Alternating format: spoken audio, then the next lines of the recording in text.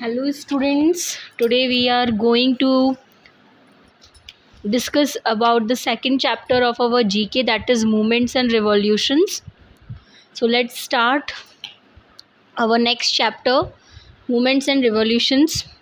Several times in Indian history, thousands of people have come together to protest against injustice or to support a cause and have started a movement. What do you mean by movements and revolutions? Movements and revolutions means the public who protest themselves against the injustice. Okay, a number of revolution in India marked the beginning of a new era in fields like agriculture and petroleum. Okay, now read the description given below and identify the names of famous movements and revolutions in India. First one is properly known as the Spoi Mutiny or the Great Rebellion. This movement began against the rule of the British East Indian Company. There is one East India Company, British East India Company, who begins the movement of Great Rebellion. It was a major upspring inspired by a strong urge to gain independence. For gaining an independence, they make this movement. Rani Lakshmi Bai, Tatya Tope, Kunwar Singh, Nana Sahib were the few important leaders of this movement. So what is the name of this movement? That is Indian Revolt of 1857. Clear? Next one is this movement was started to oppose the British decision for partitioning Bengal. It saw many Indians boycotting foreign goods. The Indians were boycotting the foreign goods. They were not accepting the foreign goods and British product.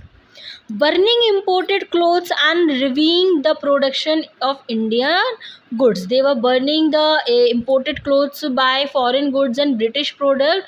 What are the Indians do? They were using the Indian goods only. They were only purchase their own country's goods. So what is the name of the movement of this? That is Swadeshi movement. Clear everyone? Let's move to the third point. This movement was led by Mahatma Gandhi during 1930 to 1934.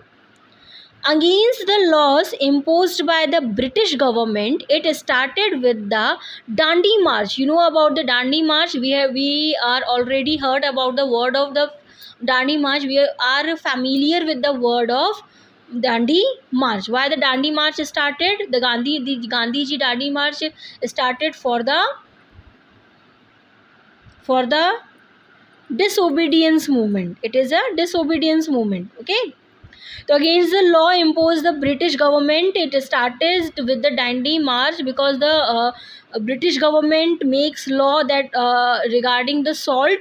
That's why Mahatma Gandhi started the Dandi March on 12th March 1930.